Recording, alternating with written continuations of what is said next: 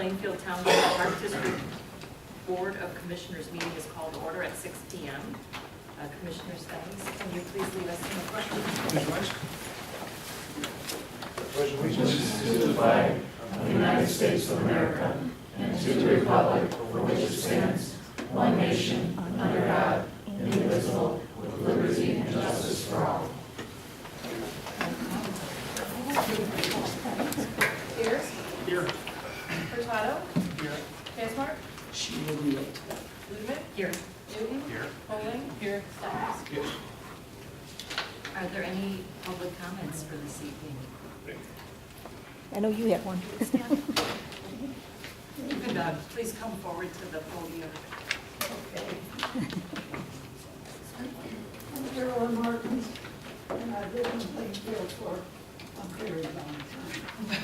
And some of you know that. And I live now, though, for the last 9 years in an apartment, the Calkins apartment over on James Street. And I'm coming tonight to tell you something that I really don't think that any of you are aware of. I just feel sure of it. And it's about the condition of Electric Park, which is right across the street from where I live. It's in what they call the historic downtown of Plainfield. There's one block south of Lockport Street on James Street, just off James Street, and right along the east side of the river. It's been there a long time, of course. It was established mostly after the tornado. I know that you have like 80-some parks to look after, and you can't possibly know the condition of all of them, and I'm not faulting you for that at all. But when the tornado came in 1990, it just swept away all the buildings that were there, and all the trees and everything. And since it was in a floodplain, they decided, of course, they couldn't build there anymore. So it was decided it would become a nice little passive park. And it was just beautiful. They established a brick bike and walking path, and there's a gazebo, and there's benches and two picnic tables, 2 parking lots, and in this brick walk there are a lot of incised bricks that were given by people in memory of somebody, or just given by citizens, just like the ones over in Settlers Park that the village takes care of. So it was really nice.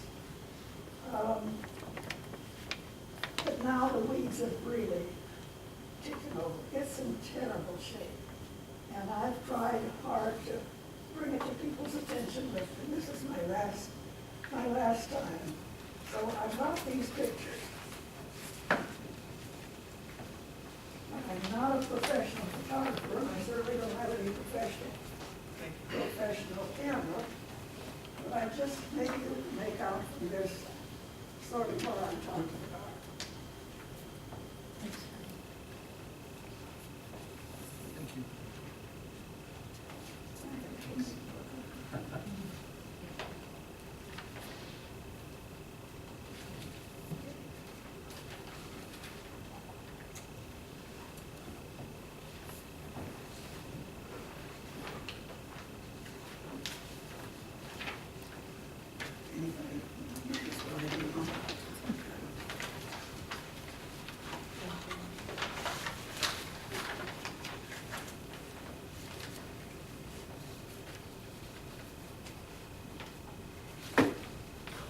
Anyway, you can see on the first page, a lot of the weeds and have just completely taken over. I think I gave you 2. Yep, that one. Here's the second page. Really don't have any more, except I got page 2. Okay, you can just leave it Page up 2, to- here it is. That's okay, we can hang on to those. Okay. We have plenty. Anyway, you can see the condition of it. The weeds have just taken over on the bushes, the little bushes, and especially the thistles. Those thistles have been going to seed there for many years, and there must be ready to come up at any moment. Um, And the grapevines are getting all over the bigger landscape. And then over by the river is the worst part, because over there, any walker can walk the whole path. And if you look at page 2, this one in the corner, that's the only place from the whole walk that you catch a glimpse of the walk. Now, we've already got this big river walk, but you can't see the river. And it's got the police walks up there, and you look at that. And I just think it's really, really too bad. It's a real shame, I think. Now, they do mow. They mow the grass, and all the grassy parts, and I've gone out there. I don't know what people think of me, but I went out there and I stopped the mowers and asked them if they would just take one more little swipe there by the river, and it might cut down enough so that, you could see over maybe a little bit. But they said, no, they couldn't do that, because that's against the contract for mowing, so they can't do that, and besides it might harm the machines. So, that didn't go anywhere, and I called the park district several years ago to talk about this. And they referred me to the maintenance department. I talked to the maintenance department, and that didn't go anywhere either. So this is my last resort, and I will shut up after this. I'm not going to talk about it anymore. We will look into this and have staff follow up. Staff will follow up on this. So thank you for bringing it to our attention. I appreciate Well, I it. just thought they're doing so much work on the left side of the river. And that's just wonderful. They're getting all kinds of publicity and fundraising, but they're totally neglecting the part on the east side of the river, which was done many years ago. So I would just ask that sometime you put it on your agenda to discuss, and maybe come to some decision about what's going to happen with this part. So thank you. Can you give us your, What? did you write down your name and contact information? Your name and contact information so someone can follow up with you? Okay, fine. I would appreciate that. Thank you. Is there any other? I see Vicki coming up. Hi everyone, Vicki Field from Walker's Road. As I was preparing to come here tonight, I was taking a look at your packet. I saw that 10C deals with an HOA concern out of Cambridge Run. I don't have any interest in Cambridge Run. I don't live over there or anything.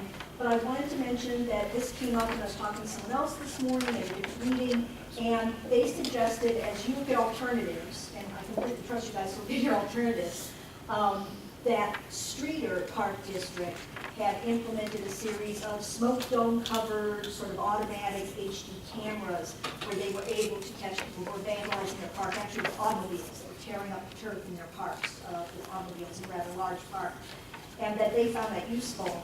And I say that in part because they were talking about how they looked at using human resources, using people to sort of guard the park. And aside from that being very expensive, they just found it was a little independable, and then other parks felt cheated that they weren't having people at their park. And my bigger concern was sort of twofold. The small one is, I see by the letter from the HOA, which they did very nicely, that they mentioned that they were speaking on behalf of their residents, but I was curious, did they actually poll their residents? Or was it the vote of these 5 people who decided to petition you to do this, to take action? Or was it truly a group of hundreds or whatever number of residents? I'm just curious about that. But also, I would hate to see, I sympathize with them completely that they're having to deal with this mess, but I would hate to see an amenity that all of these people are paying for be taken away from many people just because some people can't resist doing it, damaging the park or doing terrible things in the park. So I just want to throw out there that I know Streeter and some other districts have maybe found some other technological ways to deal with this, and maybe you can put that in the hopper with your ideas as you're working on this. Thank you. Thank you. Is there any other public comment? Anybody else like to make a public comment? I believe I would, actually. Sure, please come up. My name is John Smolar. I'm the Vice President of the Cambridge Homeowners Association. I'm the one that actually wrote the letter that she just referred to. The problems that we've been having in our park are not just recent. They've been going on for years and years now, and it is not just our board that is requesting this. This is more or less the majority of our subdivision that has more or less given up on going to our park any longer, myself included. I've lived in this particular community for over 10 years now, and I have a 15-year-old son, and obviously my 2 boys back there.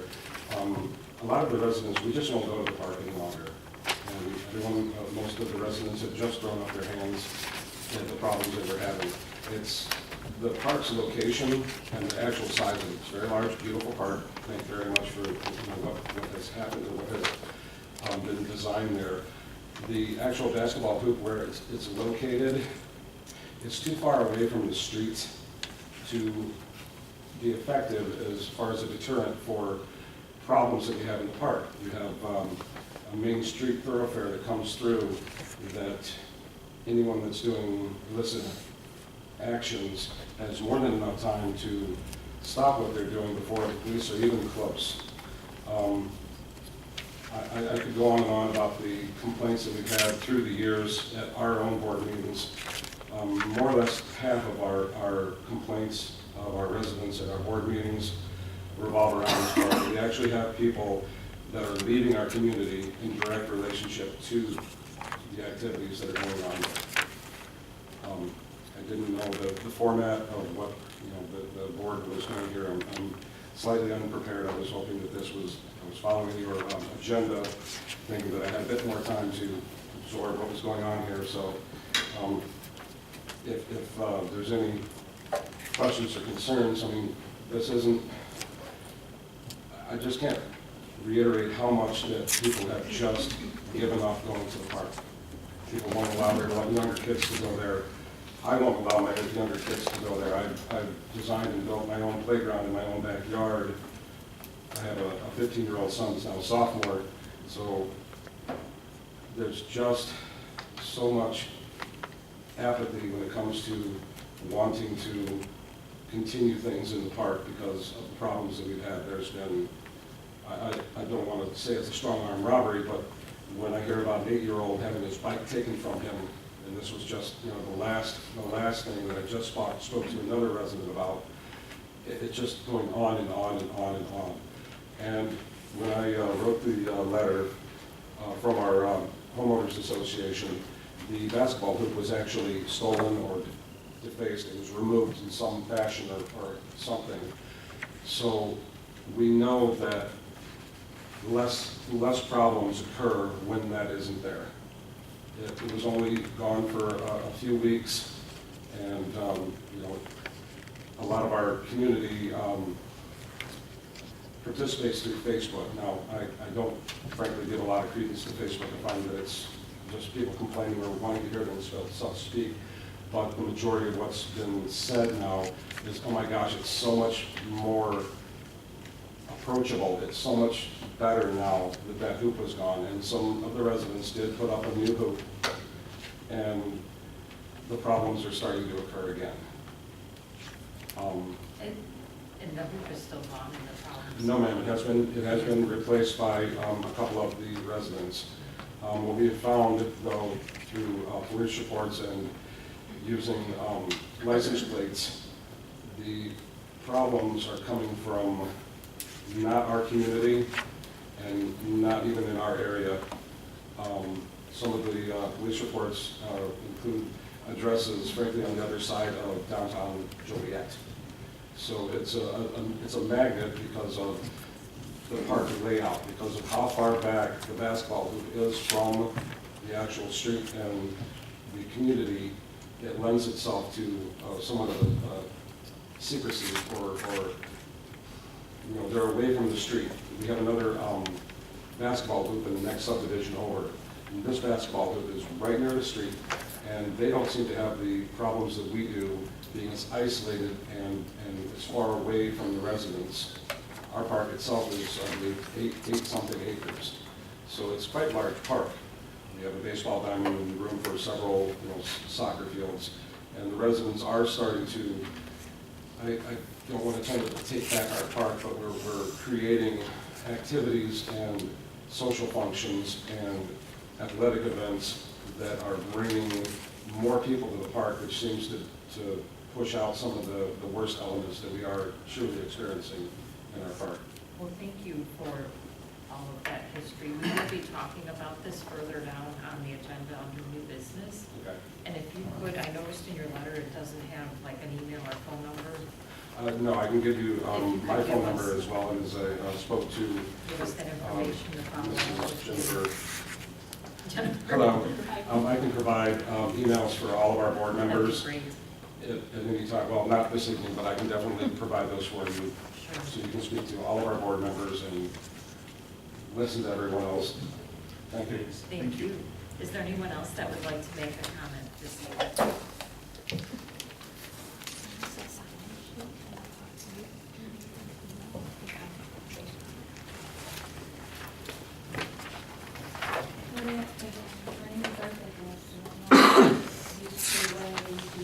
Here, I'm down called south from central Illinois, so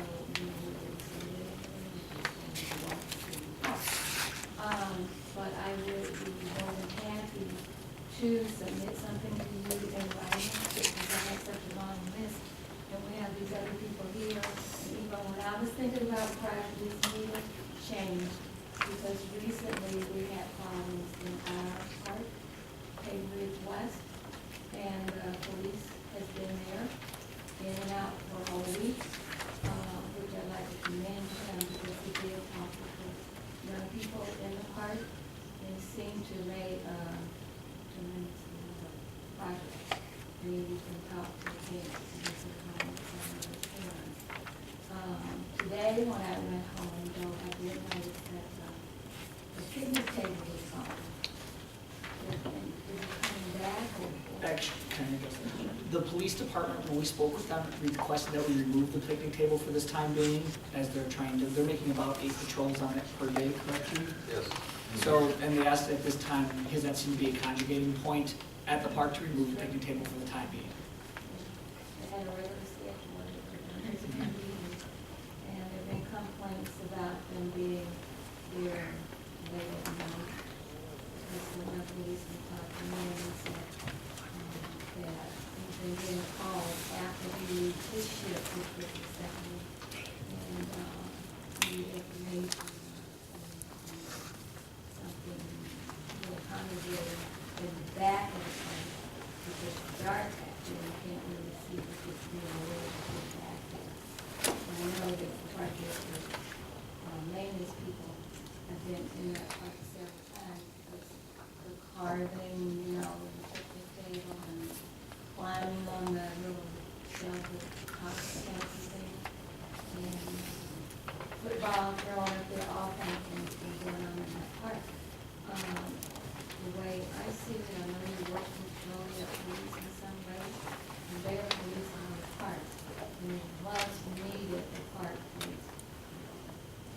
Where I move from, we do have park police that move from park to park, and actually close those parks down. When it's time to get out of the park, it's time to get out of the park. And if you don't get out of the park, that's why.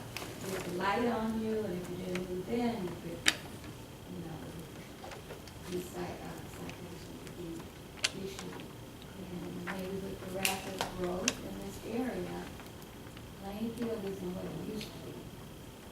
Now, I heard a presentation, I don't remember who was giving that, maybe it was the village, I don't know. But it's like Plainfield has grown from 4,100 residents to 41,000. And, you know, we can even look at how the school district has developed and ballooned, mushrooms, so it's time that the park board, I'm not trying to tell you what to do, but suggest that the park board take a look at the growth overall and changes, improvements that the park district needs to look into and provide.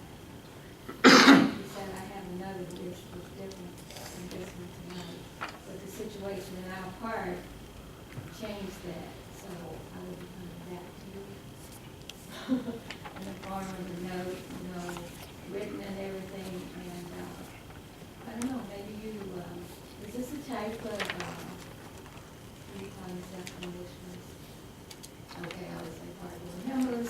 Either is fine, park board or commissioners, and if you don't have to put something in writing, but if you'd like to, that's always nice to have, then we share it with everybody, and we always get that information that everyone has it. Okay, some other things that we, I know we just, this other person was talking about, they have the same, some of the same concerns that we have. And I'm not sure that anything really, for instance, Tatum Ridge East, because we have the tracks, the railroad tracks are east and west. And I know that, Tatum Ridge east of the tracks are not interested in having the basketball hoop in the park because they said that it created more problems in the park. However, the teenagers don't have anything to do other than congregate and, you know, get in. So, yeah. But I will be coming back to you in the future and have some things written down. And I don't know if this type of organization could have advisory committees or not. We can look into that, sure. Sure, we'll definitely look into that, and thank you. Please make sure we have your contact information if you want to provide that to Jennifer. Thank you. Is there anyone else that would like to make a comment? Okay. The next item is item 5, our consent agenda. Is there a motion to approve the consent agenda as presented? For Rob first, I think. A motion was made by Commissioner Hurtado and seconded by Commissioner Ayers. Is there any Stand discussion? beside you instead of in front of you. Oh, it was. Okay. So the motion was made by Commissioner Hurtado and seconded by Commissioner Steins. Okay. No discussion, roll call. Ayers? Yes. Hurtado? Casbar? Yes. Ludeman? Yes. Newton? Yes. Colon? Yes. Stein? Yes. Motion carries. Next is staff reports. Several topics just to keep the board aware of. Fall program session is underway. Great Adventures has begun this week with the program being filled close to its capacity. There are currently, I believe, 9 different classes running, all in the AM. And additionally, the dance program begins next week as well. We have our annual fishing derby this weekend at Van Horn Woods 3 at 9 a.m. Leadership staff from the district met with the school district's leadership to begin working on efforts to go through the intergovernmental agreements that we have in place and try to update them and then merge some of them together. Next month, with your board packet, we will be submitting a report card of where we're at in regards to the goals and objectives that were created for fiscal year 2015A so that we can give a status report on those as 3 months into the fiscal year. Thursday, November 19th, I sent out in last week's weekly update. We have locked it in for our board self-evaluation date with IEPD and Peter Murphy. So please keep that date available. Why is that Thursday instead of? That's his schedule. He only had Thursdays and Fridays going through November. So I had actually requested a Wednesday to keep it consistent. So the board evaluation, he has submitted me a tool that I will be sending out to all of you in this week's weekly update. That basically it's a Word document that you will fill out and send directly back to IEPD so they can start putting some consensus work together of the board for when they do that. That is an actual regular meeting, but the evaluation portion is done in closed session per code. So on Thursday, November 5th, I sent this out recently. South Suburban's Parks and Recreation Professional Association has their community leadership banquet. This in the past has been held in Springfield. They are moving it up to here this year. It will be at Prairie Bluff Golf Course in Lockport. We did send invitations to our legislators, so if there's any commissioners who are interested in attending as well, please let Wendy know. We'll also do a weekly update again. I gave everyone their Illinois Parks and Recreation magazine that you have in front of you. This issue has some focuses on leadership and board development, and additionally includes the initial information for IEPD, IPRA's Soaring to New Heights State Conference that is held January 29th to the 30th. If you're interested in that, once again, please let Wendy know no later than December 1st so that we can take advantage of the early bird discount. IEPD, part of one of my goals with Wendy was there's the IEPD Board Development Program.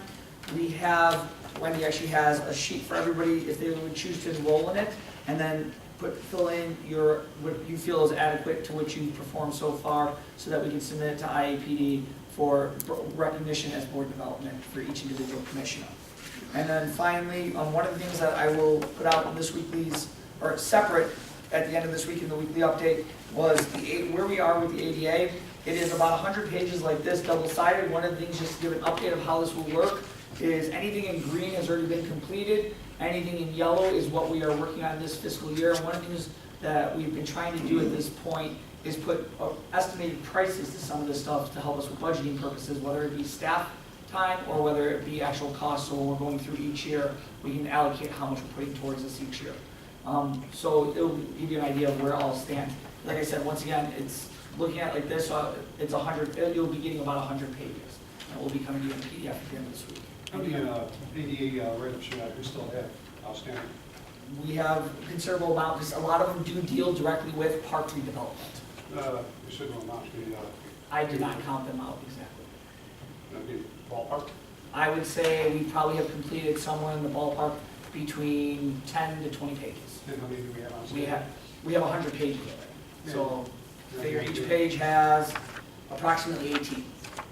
Now we've gone through and we've taken care of a lot of what was taken care of previously, and we've been working on some of them this year. A lot of them will be taken care of with staff time, but there are some things that when it comes to the park, it will be handled when you go to do the park redevelopment. So you would say would be about 1,600? I did not, like once again I said, I did not count them, so I cannot give you the actual number. We can count them. I mean, they're all numbered. When you get the list, right down the side, and I only printed off 4 pages, so not to waste the paper. On the side, it shows you what number each one is. So when if you want, I'll send it out, or when I send it out, I can send it out 2 ways. I can send it out with it's been completed at the top, and then shows like how it's broken out, and then where we're at, so it's like color coded. And I'll also send it out once where it will show you by park. So 2 separate ways for identification. This was a voluntary program. No, actually, we are required by law since, I want to say, and I'm not going to be exactly right today, around the mid-1990s, Department of Justice had put together that they were looking for compliance. Most park districts did not start looking at this until the mid to late 2000s. So this started happening around 2010.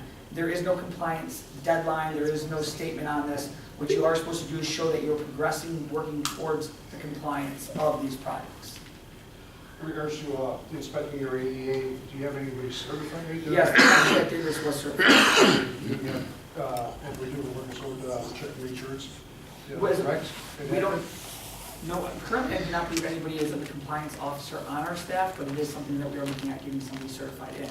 But you do not have to have somebody certified, because a lot of the mechanisms in which to do the work, what happens is we show that we've created the amendment, or we've created the remedy, and then unless it's questioned at some point, would it be tested again?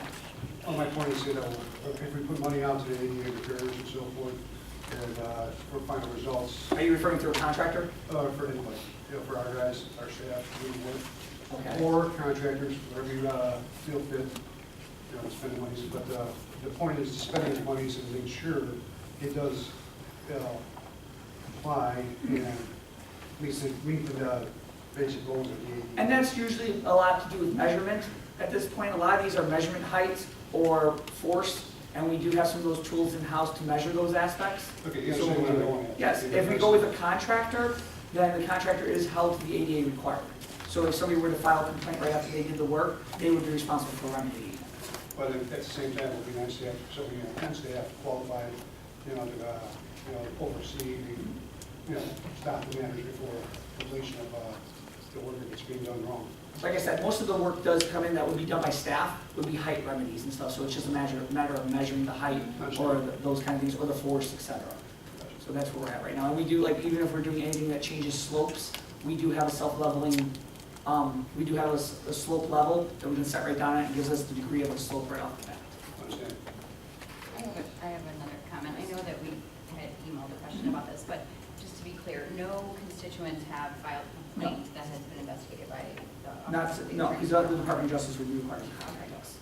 A lot of these are us making our progress towards the remedying of these. That when we had the consulting company come out and put together, or go through and inspect our entire park system, and then further give us a transition plan of the remedies we need to make to be compliant. We're taking them in steps to keep moving towards completion. How often does these inspections come about? Right now, the way the law's written, you only have to do it once. Once for how many years? Once. That was it, once. That is the way the current law is written.